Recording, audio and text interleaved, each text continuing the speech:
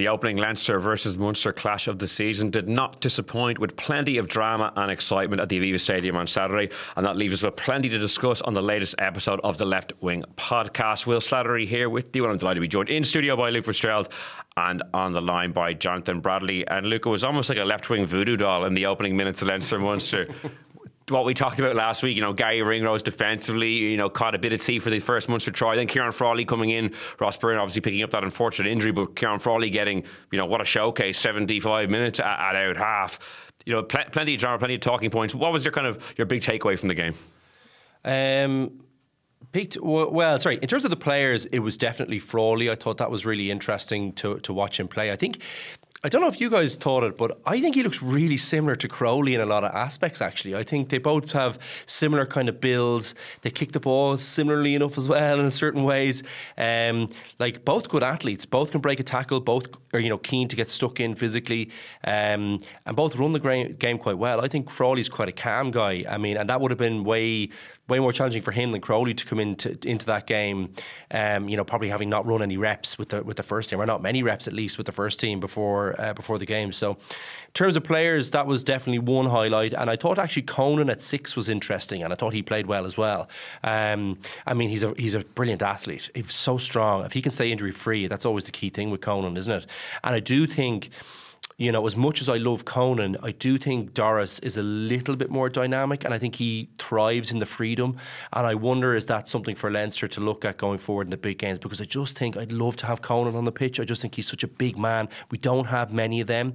Alongside the likes of McCarthy, they're just kind of strong, and you feel like they can move bodies with a handoff or with a big shoulder down, and both good tacklers. And against the big French teams, I think those two guys could be very important, particularly La Rochelle. Probably play a faster game against most of the other French teams, but La Rochelle, particularly those guys, might be a nice change maybe to the dynamic that we've seen the last couple of years. So they're the three bits that stand out to me from a Leinster perspective anyway. Yeah, Jonathan, what was your kind of key takeaway before we drill down into some of the kind of the bigger talking points?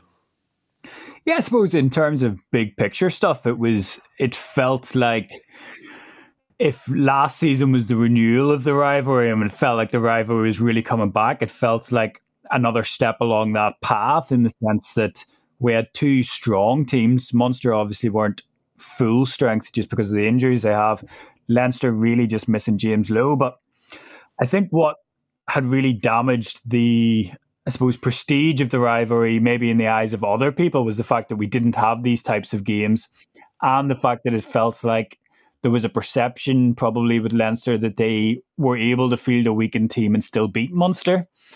And I think we've seen through the semi-final last year, and then how much they had to put in with a full-strength team, an all-international team, and almost all current Ireland international team, how much they had to put in just to beat Munster. So it really felt to me that there was just a ratcheting up of, the intensity, but also just, it felt like the two teams were a lot closer than maybe previous years down the line has felt like. And I think that's a really good thing for the two teams. It's a really good thing for Irish rugby, and it's a really good thing for the URC as well, just to feel like those two traditional rivals are back at a similar enough level. Yeah, I think that's a good point. Obviously, Munster beat Leinster in the URC semi-final, but as we discussed at the time, there was 14 lads sitting in tracksuits in the stand. So while it was a great win and great day for Munster, I was really intrigued to see how they would match up with what was a full-strength Leinster team. And it was, on that score, I think it shows how much they've developed their own game under Graham Rowntree and Mike Prendergast and the coaching staff, because it was really close. Obviously, Leinster missed chances. Some of that was down to bad handling, but some of that was down to Munster pressure as well. Munster had a couple of chances also. It was a really close game. So I think even though Leinster won, I think there's a lot for Munster to take out of the game as well. Oh, certainly was. And I think, you think of Scannell's yellow card as well. They kind of carried that. You think of the Byrne drop for the Gibson Park try, which is kind of against the run of play. 10-0 at that stage. Yeah, exactly. So it could have been a very different game, and they certainly made Leinster sweat.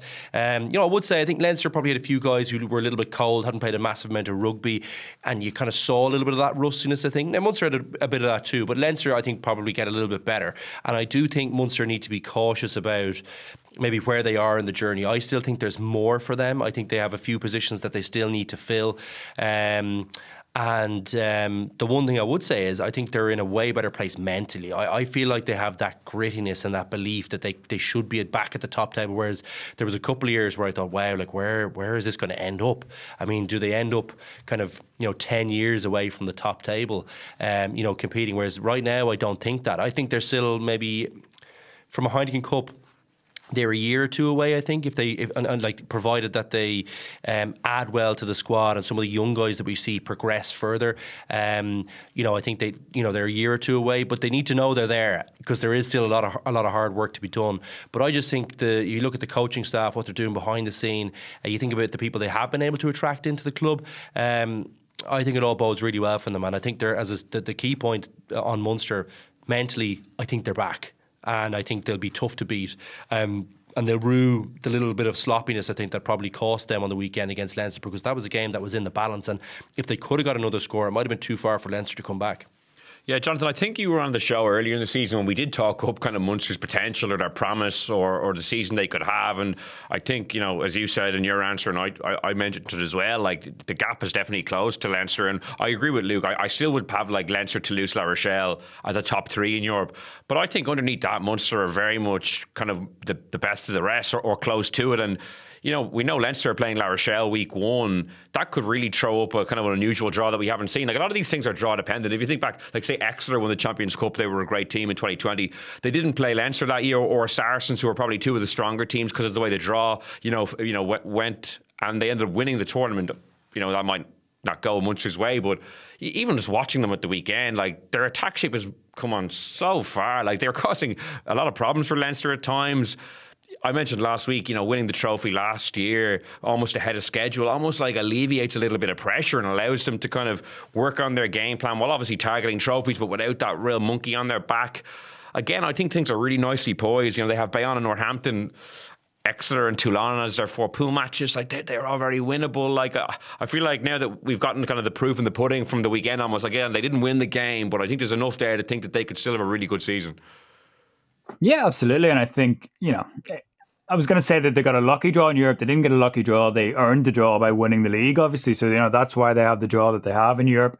As you say, very, very winnable games. There's nothing to say, whatever you want to say about the format in Europe, it's still going to be, the jeopardy isn't there. Like, Munster could have a place in the last 16 wrapped up by Christmas with the games that they have. Bayonne are going to be very focused, we imagine, on the top 14. And Exeter, as much as they are going relatively well results-wise in England, they're not the team that you're talking about that won the Champions Cup a few years ago. It is very much a sort of rebuilding between two different eras over there. So, from what we've seen over the course of the season, and I am conscious of the fact that we're talking, they've played, 6 games and they've drawn 1 and lost 2. So, like, in terms of results, it hasn't actually been there yet. But I just think in terms of what we're seeing from the young players coming through, what Luke mentioned about the mentality, what you're saying about, the attack, and, it's important that we don't, I suppose, jump too far ahead in terms of the attack, because, we're talking about a team last year where, if we think back to just this time last year, like, we were asking what was going on with Munster. So the progress that they've made in their attack to look essentially like two different teams from a year ago, I think has been massive. And you look at even the bit of buzz that bringing in a signing sort of mid-season unexpected, like bringing in Ollie Jäger can be, even the injury news that they've got today, Peter O'Mahony's not going to be out for too long. So that's a bit of a boost as well. Getting John Klein signed up, because there was obviously a bit of talk that might be difficult to do, obviously, once he became NIQ. So it just seems like the narrative around Munster, the mood music, is all very positive heading into this, I suppose, key section of the season. Yeah, they're so much better to watch now. Like, Stephen Larkin was there as the attack coach for a number of years, and every time there was a little glimpse of anything, it was like, oh, the Larkin effect in action. But, like, it never really, materialised in any meaningful way. Whereas now, even if they hadn't won the league last year, I just think stylistically they're just so much more pleasing on the eye, which, Like, I know Munster fans, they were built on the tradition of that forward-dominated game, but to be able to marry the two, I think, is the best way of getting back to that top table in Europe. You definitely need to be able to score tries. There's just no doubt about it. In the modern game, you can't. I don't think you can kick your way to wins, particularly against the best team. You need Cooks maybe, but no, but you still need to be able to score a try or two here and there. Like, that is kind of pretty important, I think, for the most part. South Africa, in fairness, they are able to produce a bit of magic here and there. Whether it's pretty or not, they still end up marrying kicking the goals with scoring a crucial try or two. So you need to be able to do that. I think for me, Munster, I think Simon going could be a good thing. I mean, they've been really loyal to him. I think if you're any foreign player, you'd love to go to Munster because you see, look, they do treat you well, they respect you, they know there's a bit of bad luck and all that. But I think him going could be perfect because if you think about a Hearn and you think of Dogbu in there alongside Klein, like, they'll be strong in that second row. And you think about the guys in the back row, some of the young talent coming in there from pretty successful 20s tours, in the Six Nations. The back five look very strong. It's the front three, I think, is probably going to be what defines whether or not Munster get to the next level, because I see plenty. Maybe the back three now we're talking about in Munster as a team. Maybe you'd want to see one or two more guys coming in there. But I think you'd hope they have a bit of space to bring in maybe a pretty stellar hooker or loose head or something in there, just to because I thought Leinster were a little bit unlucky not to get a few more penalties at that scrum. They looked to me like they had them under a little bit of pressure. The little bit of knowledge I have in there, and just talking to a few people after the game, but that is going to be the area that'll probably. They'll probably come unstuck, but it looks to me in the back five isn't going to be the issue. The line-out isn't going to be the issue for them. It looks like they've got the attack sorted now, and they've a pretty stingy defence for the most part. Could have done better against Leinster. We'll discuss those probably a few moments, but generally speaking, that was pretty good at the end of last season when they really needed it to be. And I think they've added some tools. Attack, I agree, looked really, really good. So I think they're only a few pieces of the puzzle away from being a real threat, and it looks like they've got plenty of young talent coming through the ranks. So I think they're in a really good place. As I said, the danger for them is that they think they're maybe a little bit more further ahead than they are. There's still a few pieces, I think, of the jigsaw away from being back to the top, to the very, very top table. Your Toulouse, your Leinsters, your La Rochelle's. I think there are just one or two players off that, to my mind. From a Leinster perspective, Ciaran Frawley, obviously, literally last week you were talking about how you wanted to see him get an opportunity, how vital it was for his career. He got 75 minutes at the weekend against Munster at the Aviva Stadium with the full Leinster team, which is the best way, obviously, to kind of gauge how a guy is playing when he's playing with everyone around him. Yeah. How did you think he went? Yeah, I thought he was good. I think he looks very like Crowley, and I think they have a lot of similarities in terms of they have a running threat. They don't mind getting stuck in the tackle. You saw Crowley with that turnover penalty, that key one, in the second half when Leinster looked like they were making a bit of progress. I think Frawley has a bit of that dog in him as well. And you could see him in the backfield as well. He's comfortable in a bit of space. He's a good athlete, which is always a nice thing to have. And I know from playing in the centre, he's a guy you'd like to have next year because he's solid. Which I really like about Crowley. So, I thought he was really assured. I like Frawley every time I see him in there. My worry is that he might have missed his window, that to really become an Irish 10. Crowley has a bit more time than him to grow a little bit, particularly in the passing game. I think Frawley's got a solid passing game, but can he take it to the next level? Can he get close to that Johnny Sexton where he can unpick the lock? With a bit of magic, with a bit of deftness that you kind of need. You need calmness to be able to see those things because it happens so quickly in there. And I just don't know if he'll get enough time in there. And as well, the key thing, which underpinned the point I was trying to make, is that I still think when Ross Byrne comes back, he goes in at 10 ahead of Frawley, unless he plays brilliantly over the next couple of weeks. So we watch that space. I think it suits Leinster to have him on the bench, but I think for his own career, I thought he showed why I have believed that his best position is 10, and that's where he should be. If he wants to play international rugby, it's going to be at 10. He's not a good enough athlete to play anywhere else outside of 10, but he would be a brilliant athlete at 10 and could very much survive there in international rugby.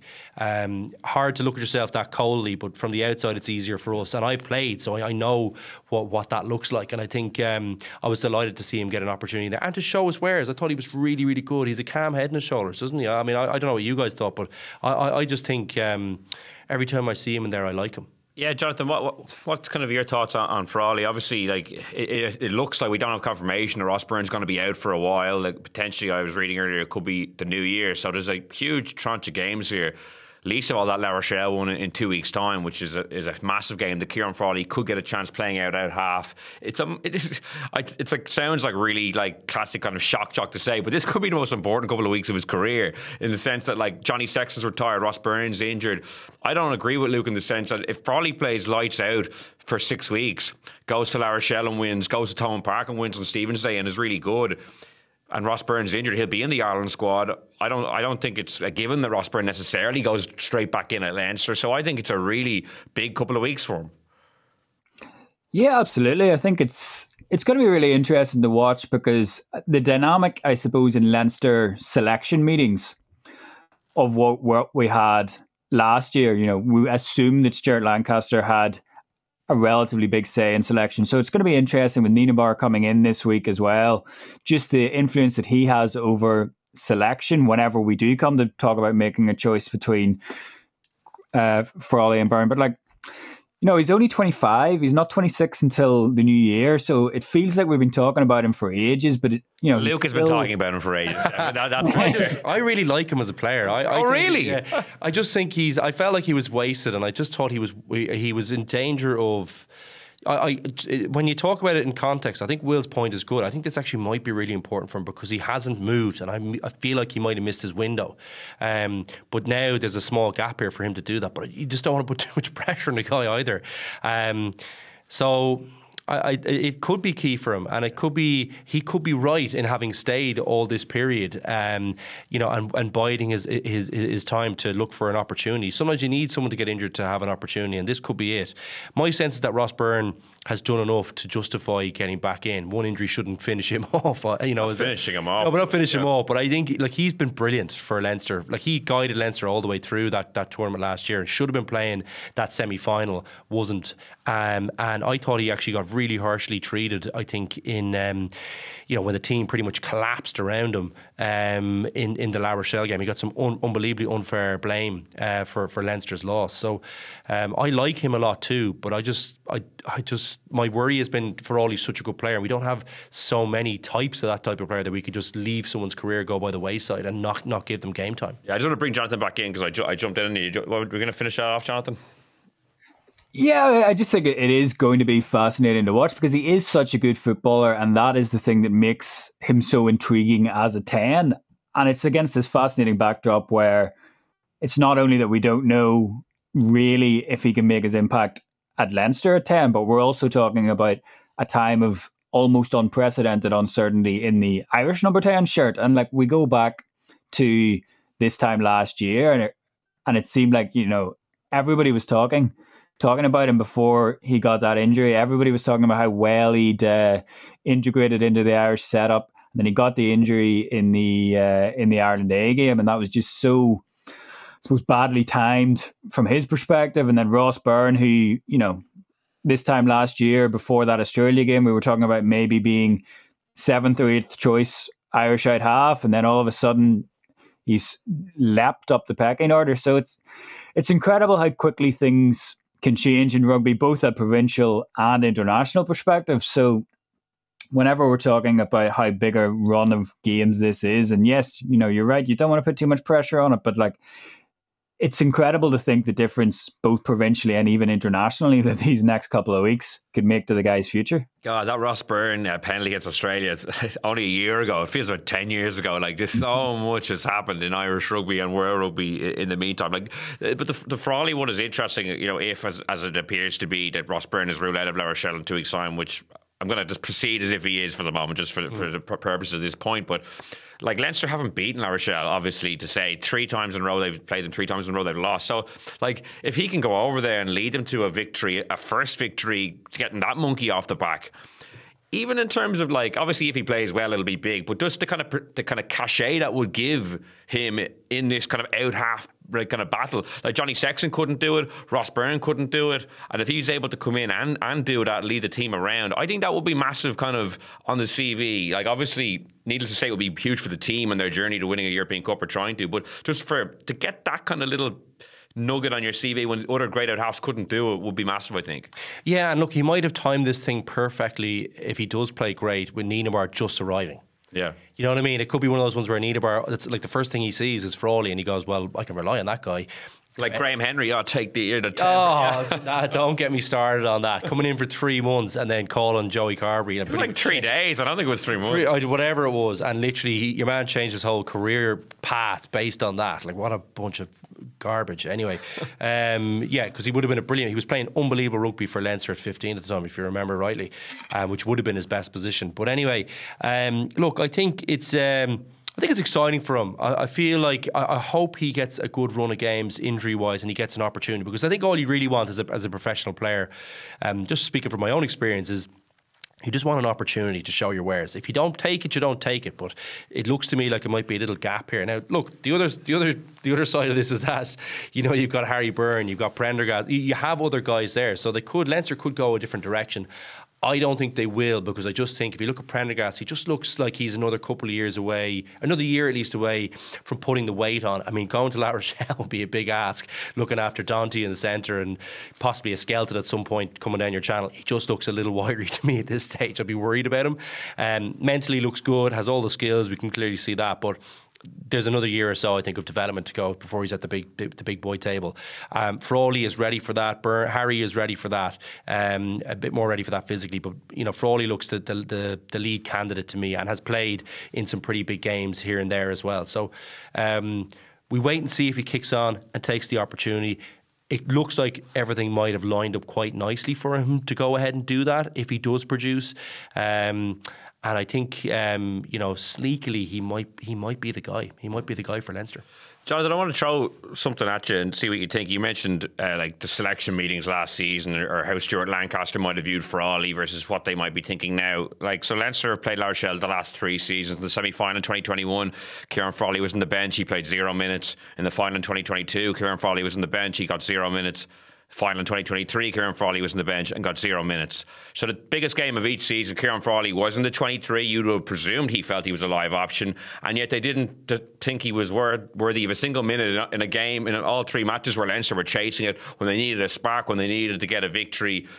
Like, what does that tell you about how he's viewed, or why he wasn't used, maybe? Because we have been critical about how Leinster have used their bench in the biggest days, and that just jumped out like a sore thumb. When I looked at it earlier, I thought it was the last 2 finals, and I looked at the semi-final as well and was like, oh yeah, it was all 3 years he was involved and didn't play. What does that kind of tell you about, I don't know, or what do you think of it? I suppose it tells you that, one, he hasn't built up the level of trust that the players that were playing ahead of him and were the starters that he would have been replacing. So he hasn't built up the same level of trust. But I think to Luke's point, he hasn't really had the opportunity to build that same level of trust. Johnny Sexton was always going to be in the big games. Obviously, Frawley's versatility means that we could have seen him come in elsewhere, or even, whenever Johnny wasn't playing at the end of last season. So I think it's the sort of situation where whenever you're looking at those minutes, and whenever you're looking at those minutes in those particular games, it's the sort of thing that, I suppose 4 years ago, maybe even less than that, much like the Joey Carberry situation, where there would have been this groundswell of opinion that he had to go somewhere else. That should have been a sign that he wasn't going to be able to make the breakthrough at Leinster, and he would be farmed out to whichever province had a need. I think in Irish rugby, we're really seeing the provinces, and probably more importantly, the players, look to get away from that sort of thinking. So I think he's going to be a really interesting test case over the next season, really, because if he can't make the breakthrough, if he doesn't make, I suppose, the impact over the next couple of weeks, and Ross Byrne comes straight back in, then you're sort of looking at it and thinking, well, if this is where you were last year and you weren't getting off the bench in these big games, and with the exception of last season, that was when Johnny Sexton was there and this legendary figure. But if Johnny Sexton retires and you still can't get the minutes in the big games, and I think you are at that sort of point where we're back to the sort of conversation that we were having a couple of years ago, and being like, is there a future at the RDS, or is there just too much talent ahead of you? And then it's, where do you go from there? Well, Luke was setting him up to Ravenhill last week, Jonathan. You would have loved it. I mean, you would have been all over that one, I think. Perfect for Ulster. He would be brilliant for Ulster, you know, and I think... well, like, given that Ulster will have a scrum half playing 10, certainly this week and maybe next week, like, it is one of those situations where you look at the... I suppose the division of talent and the depth of talent in some places in certain positions, and, like, you know, if you're going to have that conversation about Ulster, you could make the case that Ulster have too many centres or whatever, but 10 is definitely a position where they don't have the depth, and, you know, their third choice 10 is their second choice scrum half, which is not an ideal situation to be in, especially when the first two out halves are injured as they are this week. Yeah, just to round off the Frawley point about the La Rochelle games, like 2 of those games Johnny Sexton didn't play. In 2021 he was injured, and then last year he was suspended. So Ross Byrne went 80 both times. And as you said, it's not Johnny Sexton that he was kind of left on the bench for twice. But bringing a guy on to kick in kind of tight games is always really challenging. You know what I mean? Could have paid him 12. Like, it's more the point that he didn't get a single minute. I completely agree. With 3 years in a row. No, sorry. I promise you, I agree with the point in principle. I suppose my head was that it's probably difficult to bring a straight swap in for kicking. You know, it's not like Humphreys and O'Gara where they're both starting week in, week out for Ulster, Munster, and they have pressure kicks for their provinces. You're bringing a guy in probably from the cold who might, he's kicking in training, but it's very difficult when the pressure's on, the whole team's looking at you, and there's 40,000-50,000 as well at the stadium. So, you know, that does play against you. But I agree, he's versatile enough to have come in somewhere else. But I think the telling part about that is that it sounds like a really obvious thing to say, but he got 0 minutes, which means that they didn't even think he was worth bringing him in elsewhere. Like, he wasn't going to have a big enough impact to take out one of the other guys in another position. So straight away, to my mind, that if you're a player looking at that, you have to think, well, okay, I get why they need me maybe to possibly cover 10, and that, you know, because it's a disaster if someone goes off. But they don't even think that I'd be able to make an impact versus anyone else, which I'm covering all these other positions, in positions that people weren't playing great either. After like 65 minutes, like I'm not even going to be a better player than that person after them having played 65 minutes. So that, to my mind, should have woken you up to the possibilities elsewhere. But he bought his time, and maybe this is his chance. Maybe now all that hard work he's done in the background will have been worthwhile, and he gets the opportunity in Leinster. Yeah, he better start now after all this big discussion, or else the last 20 minutes have just been complete waste of time. But look, I suppose we're kind of a week ahead of schedule, but anyway. It is topical. Yeah. Everyone else noticed it too. Yeah. I think everyone who was at the game, I think, did. Like, it was a big talking point, I think. I think most people wanted to hear what you'd say. You're taking a victory lap that he's finally... I'm not taking a victory lap, because I think he still could be in the same position. So I think it's interesting to hear Jonathan talk about the situation at Ulster, because I think they've got an issue at 10.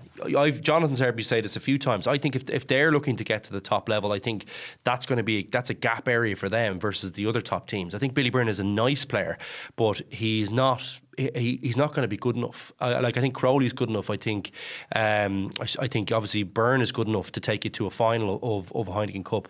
I think both of those guys could win you something. But I just don't think Byrne, I don't get that sense of him. I don't get that awe over sureness, whereas I think Frawley could be that. And he gives them that solidity alongside, Ulster, very strong centre partnerships, and I think it's a nice 10 in there with a bit of an attacking threat, with a real defensive solidity. Makes them a bit gnarlier to me, if they can get the pack situation sorted, which I think they look like they're on the way to doing. So I think he'd be perfect up there. Might be too late. He might have got his chance in Leinster over the next couple of weeks. Yeah, but as we said, the next few weeks will be fascinating to see what way they go without half. Jonathan, anything else from Saturday that jumped out to you? Anything particularly piqued your interest?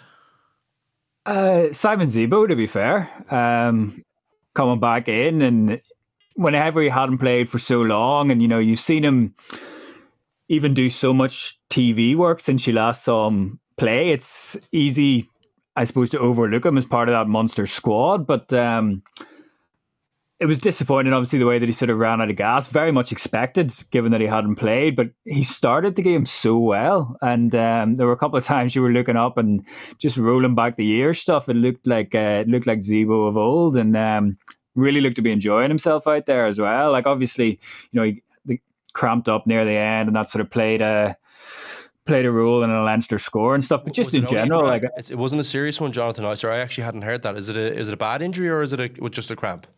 No, I thought it was just cramping up. Okay. Well, that's good news. Yeah, but just I suppose, very much a subplot of the game, but I just really enjoyed seeing him back out there. I enjoyed the way that he was playing the game, the impact that he had in the game, you know?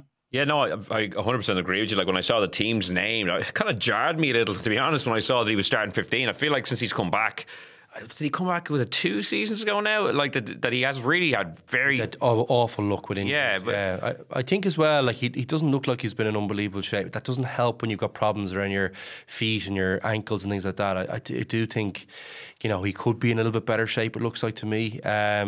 So it was really pleasing to see him back on the pitch. He's the kind of guy, I think, who doesn't really enjoy the gym, but he, you know, if he gets a run of games and he's fit that way, that's kind of the key thing for him.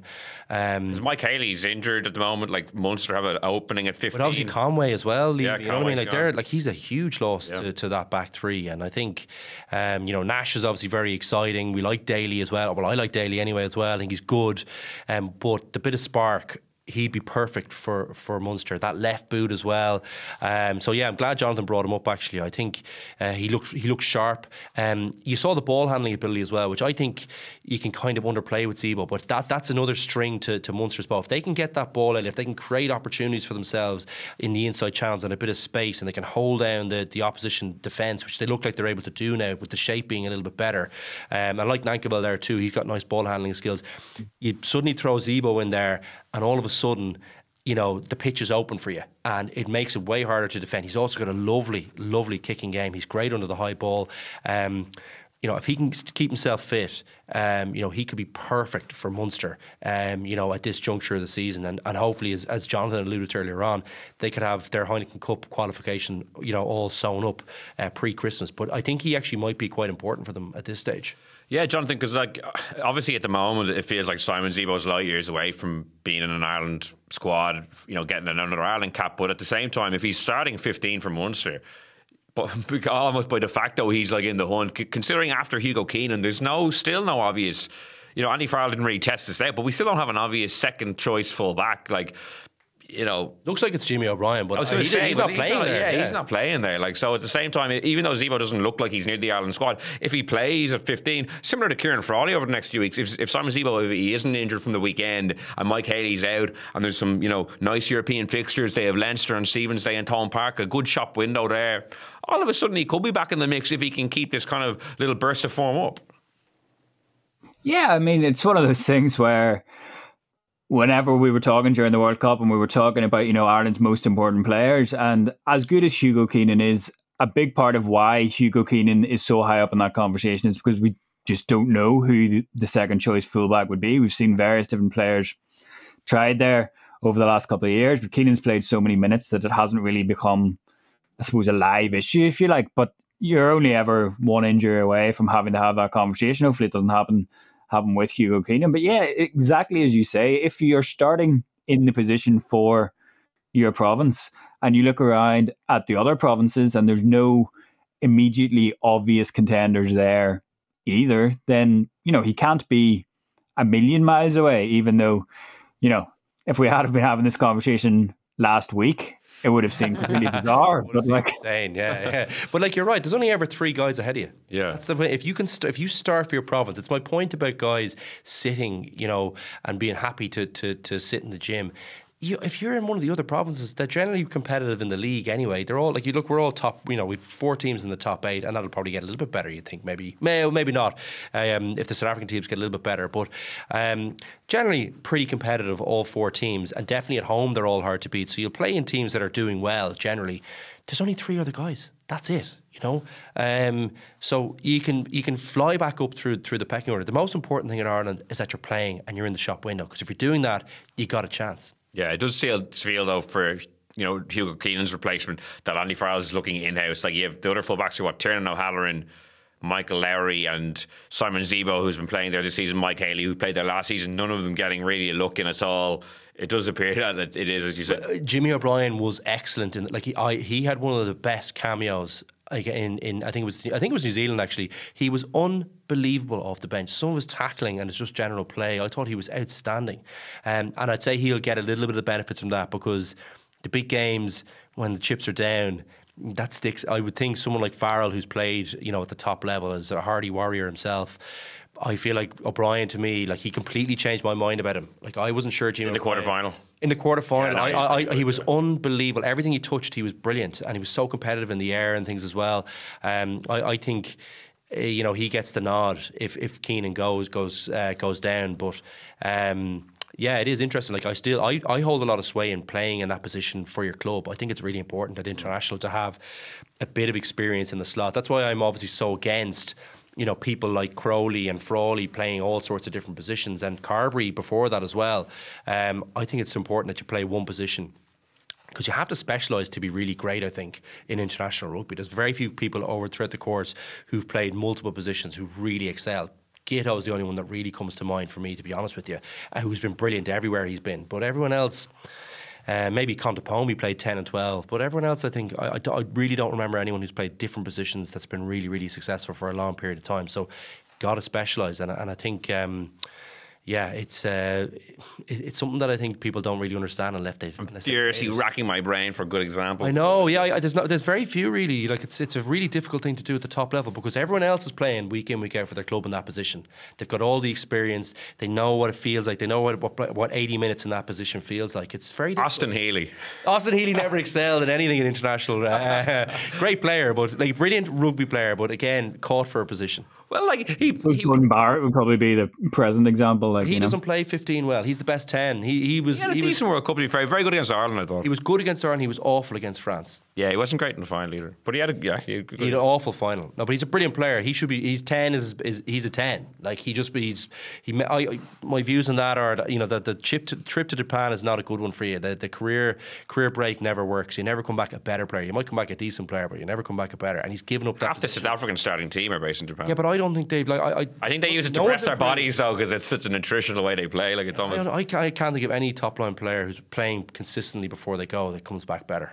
Yeah, like, no, I'm not going to defend Austin Healy, because, like, I don't really like the guy, but, like, I like Austin. Do you not like him? I find him quite good. He's very funny. Well, he's a brilliant rugby player, but he was he probably was a 9. Well, he started 9 and 1 Champions Cup final win and made the winning break.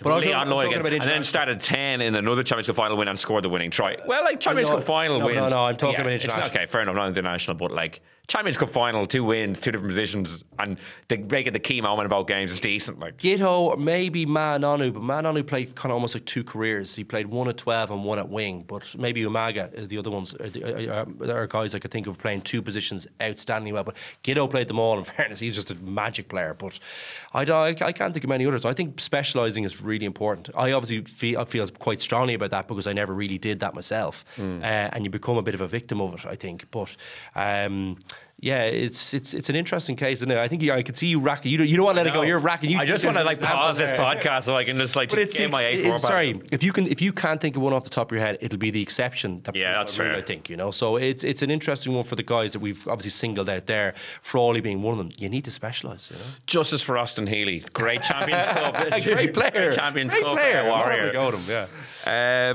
Look, Gary Ringrose, you know, that defensive moment in the opening stages that Simon Zebo made that great break, and it was kind of what you were talking about last week. Like, what did you see in that moment, and did it tie into kind of the point you were making? That one probably not as much, because I didn't really think he was coming. He just started too far wide and then got too far upfield, and I think as well, you know, it was a lovely bit of play, nice deception from Zebo, because it wasn't like a massive step inside that would have brought you back into the cover. It was just a small little subtle one.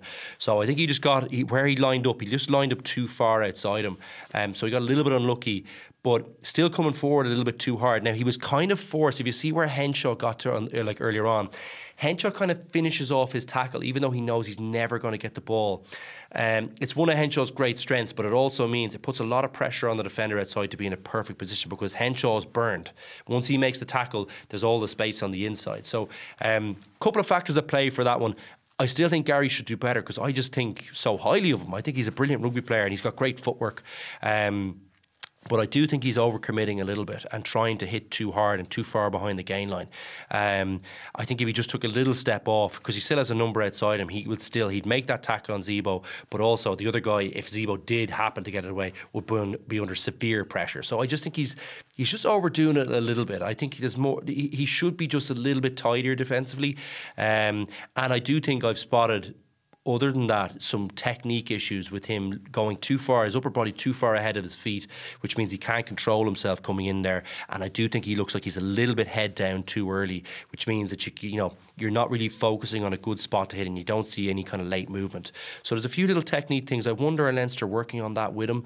It was always, we had a guy when I was there, a guy called Kurt McQuilkin, who used to drill technique all the time. You didn't have to be doing like trying to mill guys, but just drilling the technique, putting yourself in the right positions, getting your, like, even look at the Ross Byrne handoff, like when Casey's handing you off, the shortest guy in the pitch by a mile.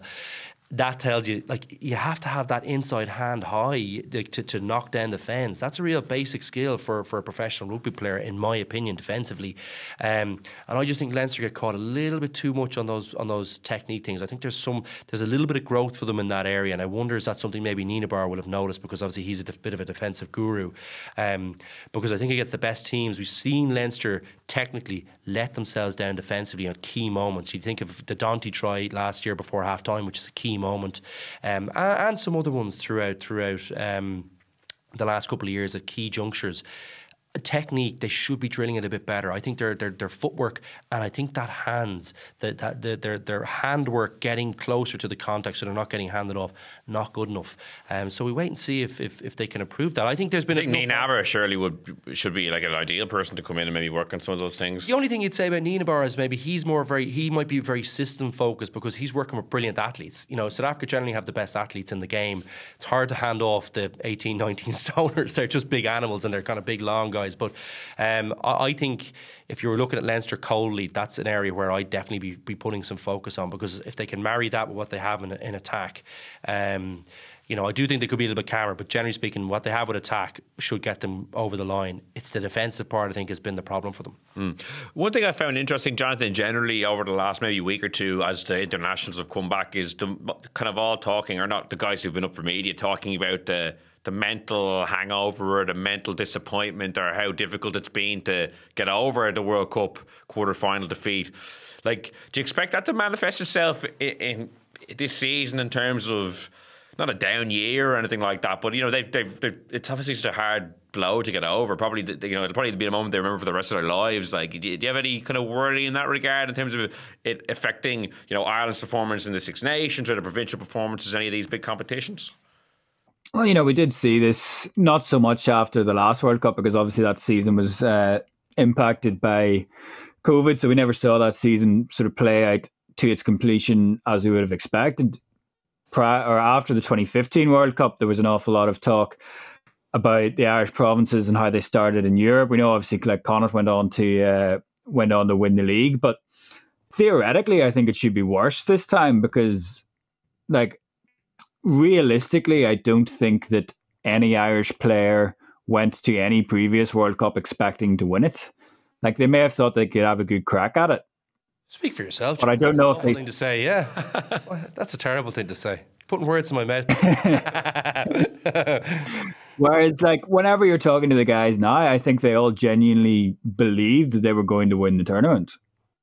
And probably still, looking back at that New Zealand game, I think they still think that they are a better team. Like, obviously, two great teams going at it, and it went the way of New Zealand. But you can see in the interviews that a lot of the players are still not over it. And I think it could manifest itself throughout the season, especially when you get to the latter half of the season. And for those World Cup players, it's going to feel like the season started in July and runs until, well, really, whenever we take that South Africa tour into consideration, runs until the next July. Yeah, what do you make of that kind of mental side of it? Like, as I said, it's been just interesting reading the quotes from various players. Yeah, I think they'll be chomping at the bit by the time the Six Nations gets around, or comes around, excuse me. I think it'll still be hurting, but I think by the time they get back to that point of the season, not having November, I think is probably, obviously a good thing. They were never going to have, obviously, November internationals, but it just breaks it up a little bit nicely. I think they'll have enough time that their focus will have been on Europe, on where they're sitting in the league at that stage, putting themselves back in the shop window. For those, I think, who missed out on World Cup selection, there'll be a little bit of hunger there. I expect to see a few guys come in and out. I think the Sexton thing will I think that'll end up reinvigorating the group a little bit. I think there'll be a bit of excitement about who goes in there. I think the interest levels will be high from the public. And I feel like Farrell has done such a good job with the setup and how much fun it seems to be going into camp, that I think they'll enjoy going back in there, and I think they'll have an opportunity to set a few things right. Really difficult. These are always the difficult years for Ireland when it's obviously England and France away. So yeah, I think there's a little feather for them there to chase in the cap. If they can get a Six Nations win or a Grand Slam this year, I think they'll set themselves apart. They're really difficult ones to do, and there's still plenty of quality guys who are kind of peaking and have started pretty strongly. I think for a few key guys, so I expect them to do really well, and I think they've got the perfect coach to get them over the hump. Yeah, just on, excuse me, you mentioned Jack Nienaber a few minutes ago. Like, obviously, he's coming in at a strange time in that the season started. Huge game against La Rochelle in 2 weeks, as we touched on earlier. Like, realistically, what do you think he'll be doing in the net? Like, will he be trying to bring in his ideas now? Like, so I'm sure he might have, like, he's a senior coach. Like Stu Lancaster came in and did a lot of work there, but it was different circumstances. Like, what will he be doing between now and, say, La Rochelle in 2 weeks' time, do you think? Well, I think the defence will be the focus for him, and I think there's plenty of gains to be got there. And I think if you look at even in 2 weeks. Yeah, well, I think you definitely can. Like, it's like most of the stuff, as far as I can see, are some technical issues with a few guys, and I think just cohesively, and I think he might have some new thinking about the rucking and what they're doing defensively there. I think they could be a little bit imaginative there. I think sometimes, like, Leinster are always competing at the ruck. Now sometimes they fan out, but they compete really hard there. I think they give up a lot of easy penalties in there too. There's a bit of sloppiness there, so I feel like there's gains there. I think there's gains cohesively. It'll be interesting to see if he can up the line speed a little bit at different times, I just have to feel like that's the area I'll be focusing on with Leinster. Bar things you can't probably change, like the scrum and the line-up. But I think that's not really his remit, is it? I think his remit is going to be the defence, and I think there's plenty of gains to be had. And I think if they can be a little bit stingier there, that might take them over the line against La Rochelle. I think that might be the difference. You think with such a short time frame, he can still get You could target one of those areas. Yeah. I definitely think you could target. If I was him, I'd be targeting the ruck. Would be something. I just think they can be a little bit more selective about what's happening in there and a little less sloppy. Like, Doris, to my mind, might be one of the best I've seen over the ball, but he's given away a lot of penalties since he's come back in the couple of games I've watched him, and falling over on the wrong side, just being a little bit over competitive. I think Nienaber might be able to bring a little bit of calmness to this Leinster team. And I think that's important for them, because I thought they weren't calm, and they ran out of the blocks at a rate of knots against La Rochelle last year. Got off to a brilliant lead, but I thought they looked like they emptied the tank with all that massive aggression and hype that they kind of built it up. I think he might be able to give them that winning mentality that he's definitely been able to give to South Africa, who look very calm no matter what situation they're in. And I think they might be a little bit more selective at the ruck, which I think South Africa are quite good at too. So they're two areas, and I think over time he will definitely put his imprint on the defensive side of things, and maybe making them a little bit more cohesive, maybe a little bit more aggressive in some areas. And if he can marry those two things, get them a little bit more cohesive and a little bit more aggressive, and sort out a bit of the rucking stuff, this team has great potential from a defensive perspective in my eyes, because I don't see a weak link with them defensively. Will, there's not one guy in that team I think, God, that guy isn't keen to tackle or isn't a smart rugby player. So yeah, that'll be the focus for me, and I think he could have an impact quickly.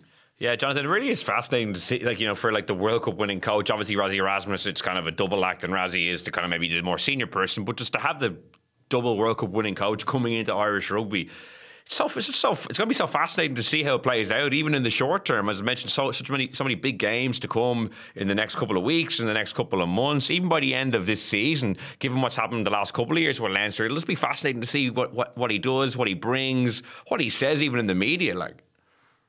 I think just because of Stuart Lancaster as well, and how used to that situation everybody got, we can overlook how fascinating it is just to have somebody coming in from that environment, winning a World Cup, but being an international head coach, and then coming into an environment where technically, anyway, in terms of title, you are second in command. Like, you're not heading up a coaching ticket, and you're coming from the test game into the club game, and you're coming from the test game where you just won a World Cup. Like, to outline it like that, it sounds completely mad. So that's an entirely fascinating element of what Leinster do that other teams don't do anyway. But you throw in the fact that he's arriving now, you throw in the fact that, for the first 6 weeks of the season, we hear about how teams are trying to bet in what they've done in pre-season. And pre-season was 4 months long. So the fact that we're looking for this to come in on the fly and be a work in progress at a time when, yes, there is margin for error because of the way that the Champions Cup is set up, but like that La Rochelle game, and we know that they're not going as well as they have been domestically either, but like that's a huge marker so early in the season. And we talked about this before, like we don't normally get these markers for Leinster because we normally just have to wait until the next May or June. So it's a really interesting time for Leinster in general. And you throw in Nienaber coming in, even the sort of intrigue where they weren't seemingly willing to tell anybody when he was going to arrive, and then he just appeared on Monday. It's going to be really something that I think is one of the probably most talked about and most watched things in Irish rugby over the next couple of weeks. He was in my local spar shop, and he said he didn't even have any cutlery in the apartment. Are you talking to him? No. It was the local shop owner was telling me. Yeah, so it was hilarious. It's a good point Jonathan makes. So like we almost took for granted the Leo Cullen Stuart Lancaster dynamic, whereby like former international head coach came in and slotted in so seamlessly, and there didn't seem to be any kind of ego or I want credit for this or that. That's not to say it'll automatically work the exact same with a double World Cup winner. All of a sudden, like Leo Cullen is his boss, I suppose, or obviously, Leo worked well with Stuart, but that'll be very interesting as well. Like Jack Nienaber is a different character. Leo Cullen I presume doesn't know him that well. Like that's going to be fascinating to see how they work together as well. But Leo was the guy who did recruit him, yeah, like quite heavily, I think, and he was able. I think they've met a few times, so obviously he thought that. And Leo's done it before. Don't forget that he's a master man manager. Even though he's a tough son of a gun, Leo, he's actually a master and he's a real likable guy. Leo, like he's a guy you'd like to work with. So. I feel like I'm in a good position to say that I haven't worked with him for quite a while. I had a few disagreements here and there as well, but Leo's a great guy, and I think he'll be the perfect guy because I don't think Leo actually needs the credit. He was able to sit back and let Lancaster get all the credit, I think, and have all the players kind of talking about him. So Leo might be just the perfect guy rather than Nienaber not being the perfect guy, because I think he'll still get all the credit for it, or most of the credit, because that's what happened previously, and Leo never had a problem with that. So I think that dynamic might be perfect. I think he might get to do a lot of the things that he really enjoys doing. You heard Lancaster talking about his own experience at the World Cup where he thought he was drawn into too many things that really weren't his strength. The coaching was what he loved and what he thought he'd be really great at.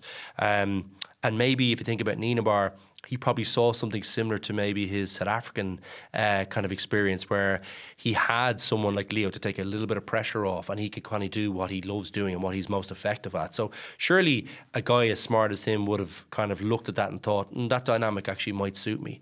But again, we don't know over time. They don't get the results. Things aren't going well. It's a different climate here in Ireland to South Africa. All these things, do the family settle? All these kind of things are, could play into maybe him, not enjoying it, and there being some kind of impact on that coaching ticket. But I think it might be perfect, and it might be a fairly seamless because of what he had in South Africa before, and it's worked so well. Yeah, it's similar. Like he's working with another big character under someone like in Rosie Erasmus, so it is somewhat similar in that regard. I take your point on that, Jonathan. Just before we wrap up, we've been talking Leinster Munster all show. We'll get a little update from Ulster. Obviously, they lost to Glasgow on Saturday night just after the Leinster Munster game. Like, what's kind of the mood up there at the moment? How would you assess where they are? As we head towards Europe. Yeah, well, I mean, in terms of results, I suppose they've probably got the results that their performances deserve, or maybe a touch more than the performances have deserved. They've not been consistent in any way, and I'm not talking about game to game. I'm talking about from half to half. They've not been consistent. Like, they've played some really, really good stuff. They've played some really bad stuff, as we saw on Saturday. They raced into an early lead and got hauled back. That's happened against Connacht as well. In the games that they've won, they've got into deficits and had to claw their way out of that. So I think they're still really striving for a bit of consistency. There's been no consistency in selection, and I think that's a conscious thing. They've used 45 players, I think it is, across 6 games, and have given 7 senior debuts out to players. So they've really been rotating quite heavily, and I think there's probably an understanding of that from the fan base, and an understanding that meant that it wasn't going to be a huge amount of continuity week to week early in the season. But I I think there's probably a sense now as well with, everybody back on deck, Kit Schuff having made his debut 1 week out from Europe, that things are probably going to step up in terms of intensity, and that we probably are going to see, admittedly without a recognised 10 going into the weekend, but probably are going to see the team that Dan McFarlane would consider his first choice for certainly the next 3 weeks anyway. Jonathan, would there be a massive interest from Ulster fans in, like, say, Leinster and Munster at the weekend? Obviously, it's so dominant. Is it more if you're from Leinster and Munster that you're more drawn into it, or is it something that every Irish rugby fan is glued to in the way that we've been digesting it here? Well, as from my perspective up here, and talking to people up here, it certainly didn't help that the two matches overlapped. So if you wanted to watch, Ulster fans will have been switching over at half time of the Leinster-Munster match to watch the Ulster game. Like, it wouldn't be so big a game that people would have foregone watching Ulster. But there's certainly interest. There's always interest in the Irish derbies. I think maybe not, you're talking about the detail in which it's treated down there. And obviously it wouldn't be to that level. But I think there's certainly a good deal of interest into how the other provinces are tracking, and certainly if the Leinster Munster game hadn't clashed with the Ulster game, I would have said you would have had almost universal viewing for it. Yeah, I'll give you the last word then on Ulster before we wrap up. Where do you think they're at? Yeah, it was a bit of a mixed bag. They were plucky enough to get themselves back into the game. They kind of hung around for periods, but I didn't really think they ever looked like winning it, Jonathan. After obviously the start of the game, they got off to a flyer. The Cooney with the kind of messy try, Stewart with another maul try. Some man for a maul try, isn't he? But I just thought at key junctures they just didn't look stingy enough defensively, and they were just a little bit sloppy. Fell off a few tackles. But they did show a bit of pluckiness at times, like the holding up to Pilato with that, that was kind of plucky enough, even though I thought that the tackling before it was pretty abysmal. But he's a pretty hard guy to stop, in fairness, that close to the line. But yeah, I just think defensively they look a little bit messy. I know it's been a recurring theme for me throughout the show. It generally is. I just would like them to be a little bit better there. I thought, I think it was Kyle Bowe, was it the Glasgow winger, that try close to the line? Rowe, I think. Rowe, excuse me, sorry, Kyle Rowe, excuse me.